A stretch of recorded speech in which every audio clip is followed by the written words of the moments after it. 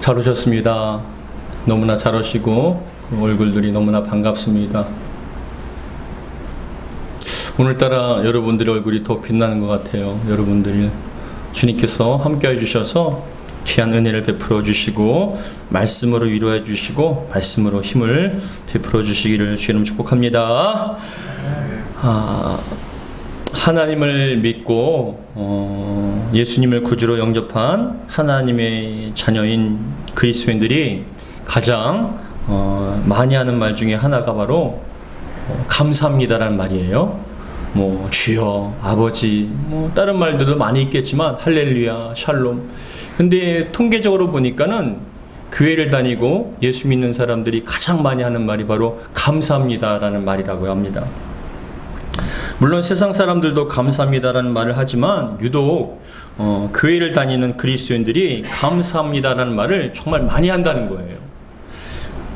사람을 만나 어떤 좋은 일이 생겼다는 말을 들으면 그래요? 정말 감사한 일이네요. 감사합니다라고 얘기합니다. 또 누군가 기도에 응답받았다고 얘기를 하면은 응답받았어요? 이거 정말 감사한 일이네요. 감사합니다라고 얘기합니다. 또 심지어는 힘들고 어려운 일을 만나도 감사합니다라고 얘기합니다. 응답해 주셔서 감사하고 응답해 주실 것을 믿기 때문에 감사합니다. 결국은 우리 그리스도인들은 모든 일에 감사 또 감사하는 것이 하나님 믿는 그리스도인들의 언어적인 습관과 모습이라는 것입니다. 지난 수요일 예배 드린 후에 차량 운행을 하면서 사모님과 권사님과 함께 이런저런 대화를 하다가 믿음에 대해서 이야기를 좀 했습니다. 하나님을 믿는 믿음의 사람들의 생각과 말의 습관은 좀 다르다는 것이죠. 항상 믿음으로 얘기하고 믿음으로 바라본다는 겁니다. 그러면서 제가 겪었던 일을 나누게 되었는데 어느 집사님이 화장실에서 미끄러지셔서 팔이 부러지셨어요. 팔이 부러지셨는데 제게 부러진 팔을 보여주시면서 감사하다라고 얘기하셨어요. 도대체 팔 부러진 게 뭐가 감사합니까? 라고 의아해했는데 집사님이 하시는 얘기가 목사님 오른팔이 아니라 왼팔이 부러져서 감사하다는 거예요. 왜냐하면은 생활하는데 가장 많이 필요한 그런 팔이 쓰이는 도구가 쪽이 바로 오른쪽인데 너무나 다행인 것이 오른쪽은 안 다치고 왼팔을 그래도 부러졌으니 생활하는데 조금 어려움이 덜하다라고 얘기를 하신 거예요. 하나님을 믿는 사람들은 팔이 부러져도 감사하는 거예요. 힘들고 어려운 일을 만나도 그저 감사합니다. 이 힘든 일을 통해 그동안 평범하게 어려움 없이 생활했던 것이 얼마나 큰 은혜였는지 깨닫게 해주심을 너무나 감사하는 거예요. 하나님께서 도와주시지 않으면 평범하게 사는 것조차 힘든 세상을 살아가고 있다는 걸 다시 한번 깊이 깨닫고 하나님께 감사하는 거죠. 하나님 감사합니다. 이렇게 생활하게 하시면 감사합니다. 누리게 해주시면 감사합니다. 성도 여러분, 여러분들은 어떠하십니까? 무슨 일을 만나도 여러분 가장 먼저 감사의 말이 나오십니까? 그러면 여러분들이 신앙과 믿음이 건강하다는 증거입니다. 오늘은 특별히 하나님이 베푸신 은혜와 사랑을 기억하며 감사하는 맥주 감사주일입니다. 맥주 감사주일의 말씀을 통하여 하나님께서 여러분을 향한 은혜와 사랑이 얼마나 큰지를 다시 한번 깊이 깨닫고 감사할 수 있는 복된 시간이 되기를 주의 이름으로 축복합니다. 맥주절을 맞아요. 우리가 알아야 할 것은 맥주절의 의미에 대해서 우리가 함께 좀 살펴보기 원합니다. 여러분, 맥주절의 참된 의미가 무엇일까요? 맥주절이 우리가 지키는 이유가 무엇일까요? 한국 사람에게는 음력 정월 초하루인 설날과 음력 8월 보름인 추석이 있듯이 유대인들에게도 커다란 명절 셋이 있습니다. 애굽에서 노예 생활을 하다가 하나님께서 베푸신 이적과 그러한 재앙을 통하여 430년 만에 노예 생활에서 해방된 것을 기념하는 유월절이 있어요. 그리고 유월절 후에 50일 만에 맞이하는 유월절 후속 절기인 오순절 혹은 맥추절이 있고요. 세 번째로는 가을에 추수하고 지키는 수장절 혹은 추수감사주일이 있습니다. 오늘 6절, 그 앞에 우리 15절과 16절 함께 읽겠습니다. 출애굽기 23장 15절과 16절입니다. 같이 읽겠습니다. 시작. 너는 무교병의 절기를 지키라. 내가 내게 명령한 대로 아비벌에 정한 때에 이래 동안 무교병을 먹을지니 이는 그 달에 내가 애굽에서 나왔음이라. 빈손으로 내 앞에 나오지 말지니라. 맥주절을 지키라. 이는 내가 수고하여 밭에 뿌린 것의 첫 열매를 거둠이니라. 수장절을 지키라. 이는 내가 수고하여 이룬 것을 연말에 밭에서부터 거두어 저장함이니라 라고 얘기하면서 이렇게 세 가지, 유월절과 맥주절 그리고 추수감사절을 꼭 지켜야 된다라고 말씀을 합니다.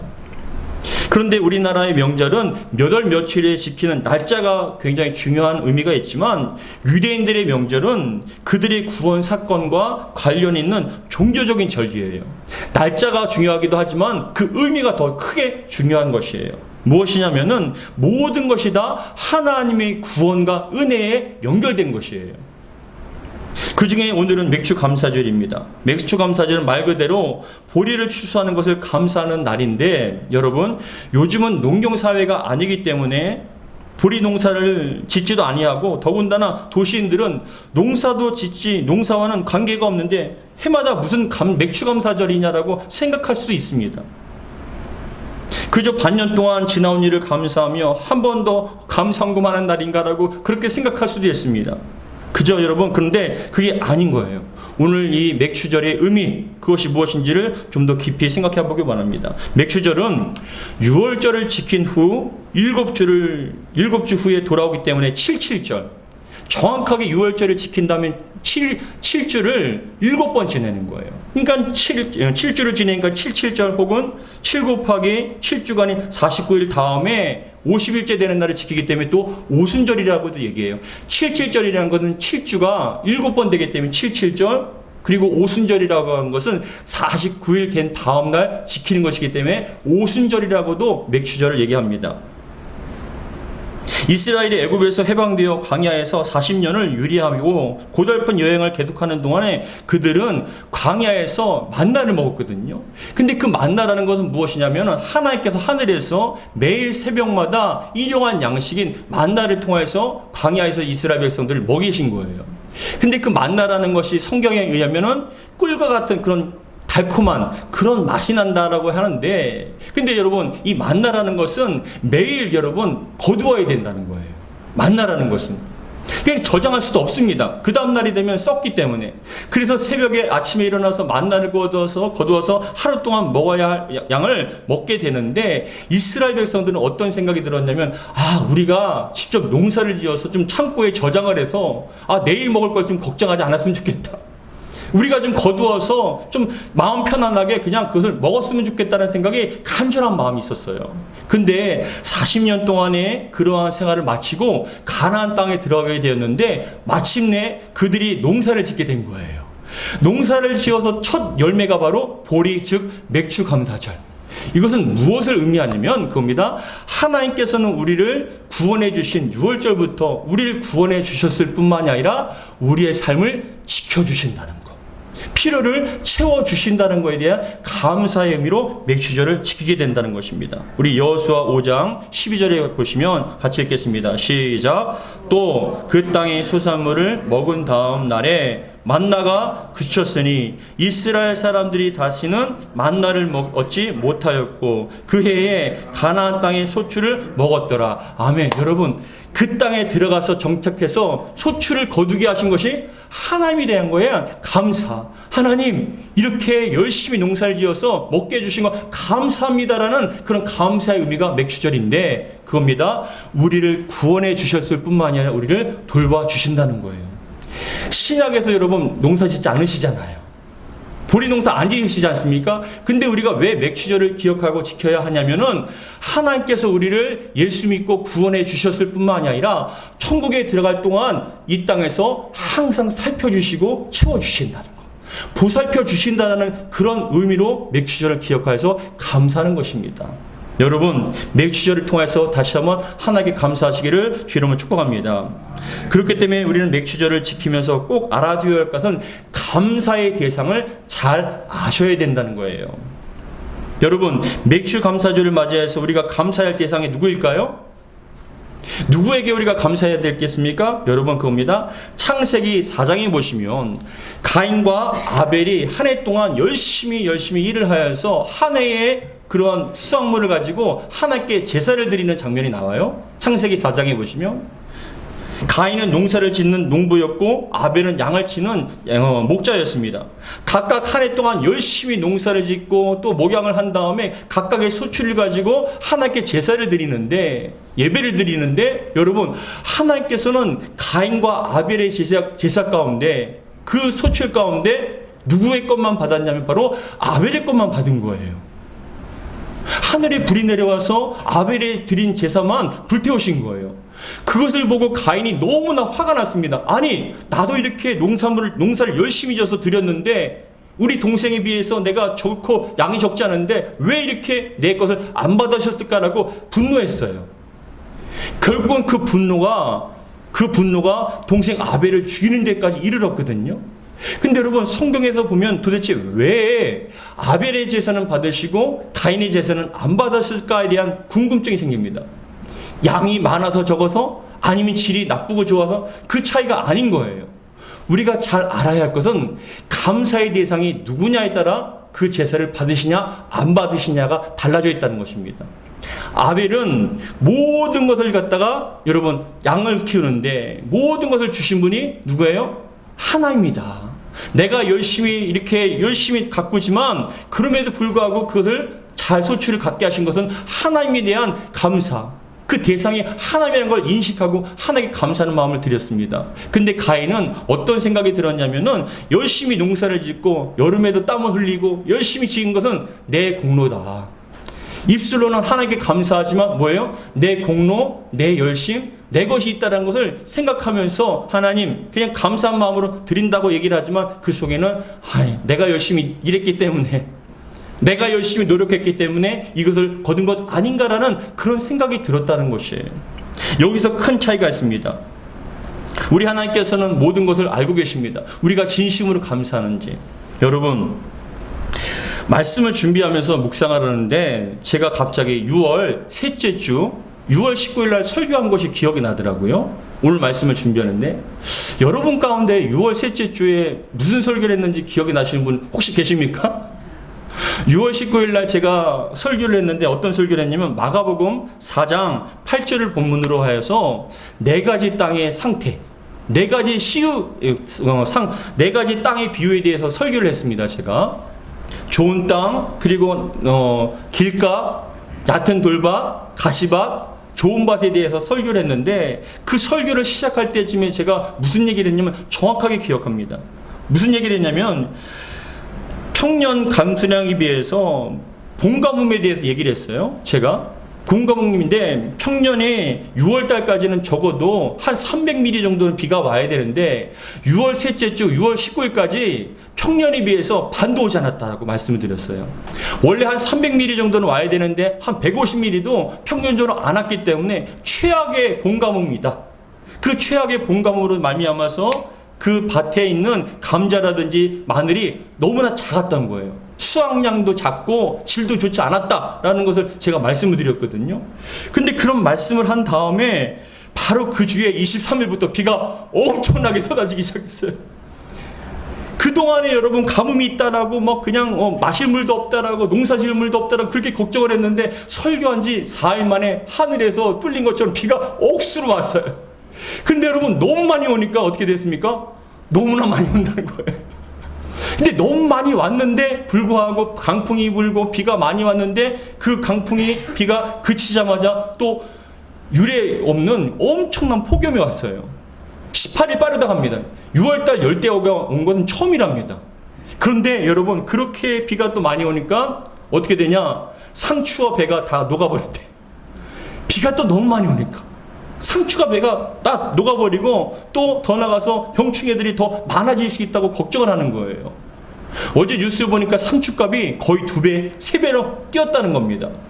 저는 그것을 보면서 어떤 생각이 들었냐면, 야, 아무리 우리가 노력을 해도 주셔야 누릴 수 있구나.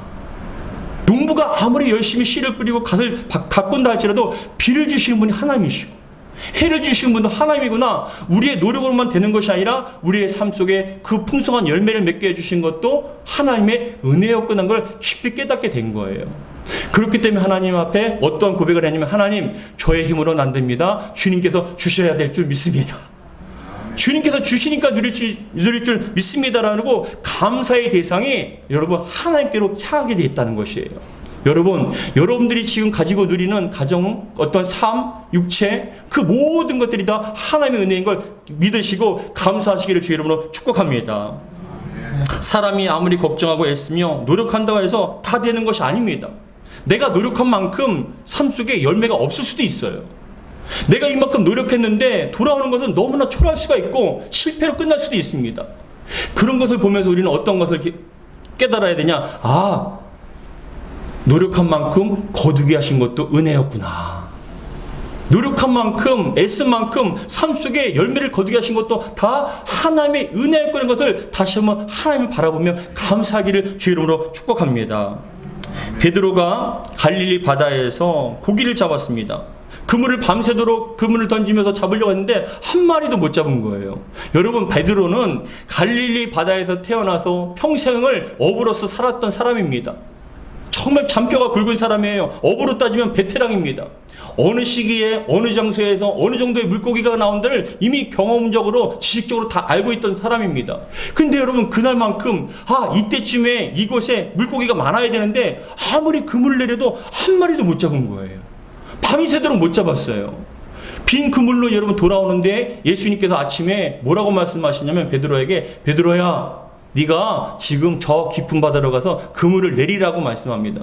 여러분, 이것을 갖다가 이해하지 못하면 여러분들이 그것을 이게 무슨 말인가라고 좀 이해가 안 될 텐데, 이스라엘의 갈릴리 호수는 원래 밤에 얕은 곳에서 고기를 잡을 수 있어요. 밤에 얕은 곳에 물고기들이 다 몰려 있습니다. 그렇기 때문에 밤에 얕은 곳에 그물을 내려서 물고기를 잡는데, 지금 예수님께서 뭐라고 얘기합니까? 밤이 아닌 낮에 어디에서요? 깊은 곳에서 그물을 내리라는 거예요. 물고기를 잡을 수가 없습니다. 거의 없어요.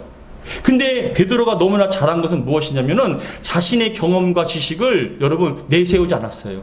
굳이 피우지 않았어요. 성경에서 뭐라고 베드로가 얘기하냐면, 주여, 밤이 새도록 잡은 것이 한 마리도 없지만 하나님의 말씀에 의지해서, 주님의 말씀에 의지해서 제가 깊은 곳에 그물을 내리겠습니다라고 얘기한 거예요. 그런데 놀라운 일이죠. 베드로가 어부의 삶 속에 한 번도 경험하지 못한 놀라운 기적을 경험하게 되었어요.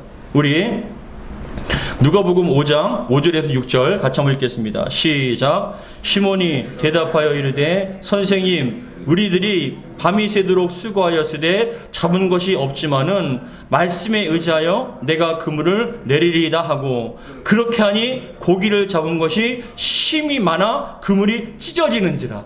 베드로 평생에 그물이 찢어진 적은 한 번도 없거든요.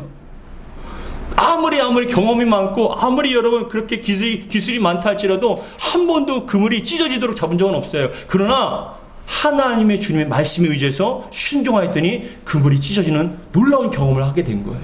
여러분, 지금까지는 내 경험과 내 지식과 내 어떤 고집으로 살아왔다면 그것을 내려놓고 주님의 말씀에 의지하였을 때 많은 인생의 아름다운 열매를 맺게 해주실 줄 믿으시기 바랍니다. 더 나가서 하나님께 감사하는 거예요. 하나님, 누리게 해주신 거 감사합니다. 주님의 말씀에 의지해서 순종하겠습니다라고 주님의 뜻을 따라가다 보면 여러분 삶 가운데 가정을 책임져 주시고 자녀를 책임져 주시고 건강을 책임져 주실 줄 믿으시기 바랍니다. 그래서 감사를 대상 바로 주신 분도 하나님이시고 누리게 하신 분도 하나님이시기 때문에 맥주절을 맞이해서 하나님 감사합니다. 지난 날도 하나님의 돌보심으로 여기까지 왔습니다라고 감사하는 그러한 이유가 바로 맥주절 감사절 때 하나님께 감사라는 것입니다. 세 번째, 우리가 알아야 할 것은 세 번째, 하나님께 감사해야 할 그런 이유에 대해서 다시 한번 살펴보기 바랍니다. 여러분, 하나님께 감사해야 할 이유가 뭡니까? 하나님께서 주셨기 때문에 감사하는 것이죠. 근데 조금 더 깊이 생각해 보면 그겁니다. 이 맥주절에 대해서 감사해야 할 이유는 그겁니다. 한 번 주시는 것이 아니라 계속 주시기 때문에 그래요. 부추 농사를 하신 분들은 알 겁니다. 봄에 여러분 그 씨앗을 심어서 그 줄기 모종을 심어서 그걸 키웁니다. 근데 맨 처음에는 얼마 나지 않아요. 몇 개 나지 않습니다. 근데 그것을 따고 난 다음에 두 번째 할 때 더 많아져요. 근데 두 번째 따고 난 다음에 세 번째는 더 많아져요. 그렇게 여름부터 늦가을까지, 서리가 내린 늦가을까지 계속해서 끊임없이 땁니다. 단감나무를 심습니다. 근데 여러분 첫 해에는 많이 나진 않아요. 근데 그 다음 해가 되면 더 많이 납니다. 한 번 여러분 거두고 난 다음에 단감나무를 자를 사람 없지 않습니까? 무엇을 얘기하냐면은 하나님 앞에 맥추절에 대해서 감사하지 않습니까? 근데 그 감사로 끝나는 것이 아니에요. 하나님께서는 끊임없이 여러분의 삶에 모든 것을 채워주시기 때문에 우리는 또 감사해야 된다는 것입니다. 건강을 주셨습니다. 근데 유지시켜 주세요. 여러분들에게 일할 수 있는 터전을 주셨습니다. 근데 그걸 또 유지시켜 주셔요. 한 번으로 끝나는 은혜가 아니라 끊임없이 베풀어 주시기 때문에 우리는 감사하고 또 감사해야 된다는 것입니다. 사랑하는 성도 여러분, 저도 말씀을 좀 준비하면서 묵상하면서 그런 생각이 들더라고요. 지난날 삶 가운데 얼마나 많은 위기가 있는지 몰라요. 정말 많은 위기가 있었더라고요. 큰 질병으로 인한 건강의 위기가 있었고, 물질로 인한 재정적인 위기가 있었고, 사람으로 인한 삶의 위기가 있었습니다. 남편과 아내, 자녀의 관계 속에서 불화로 인한 가정의 위기가 있을 수도 있었고요. 사업과 직장에서의 위기, 삶을 들어보면 정말 많은 위기들이 우리의 삶을 무너뜨리려고 했습니다. 그런데 그러한 죽을 것 같고 죽은 것 같은, 끝난 것 같은 그런 상황 속에서도 죽이시지 않으시더라고요. 또 일어나고 또 극복하게 하시는 거예요. 감당할 수 있는 힘을 주셔요. 한 번 나에게 삶의 열매를 주셨다고 끝나는 것이 아니라 계속적으로 주시는구나. 끊임없이 주시는구나. 도살펴 주시는구나. 그래서 저는 또 감사하고 또 감사하더라고요. 여러분 삶 가운데 위기를 극복하게 하신 하나님, 근데 그것이 한 번으로만 끝나는 것이 아니라 계속적으로 돌봐주시고 인도해주시고 보살펴주시는 그 은혜가 여러분 삶 가운데 충만하게 임하게 될 줄 믿으시기 바랍니다. 그렇기 때문에 우리는 하나님께 감사하고 또 감사하며 감사해야 됩니다. 오늘은 맥주 감사주일입니다. 앞에서 말씀을 드린 것처럼 맥주 감사주일은 단순히 한 해 동안 여러분 그냥 한 해의 첫 열매를 거두게 하셨기 때문에 감사하는 것이 아니에요. 지금까지 여러분 많은 것을 베풀어 주셨어요. 맥주 감사주일은 어떻게 보면은 오늘 하루만 끝나는 것이 아니라 날마다 이어져야 할 감사의 날들입니다. 여러분들의 삶이 또 감사하시기 바랍니다. 하나님 주셔서 감사합니다. 주고 계시기 때문에 감사합니다. 또 주실 것을 기대하며 감사할 수 있는 감사의 사람들이 되기를 주의 이름으로 축복합니다. 따라하겠습니다. 구원해 주셔서 감사합니다. 믿음 주셔서 감사합니다. 은혜 주셔서 감사합니다.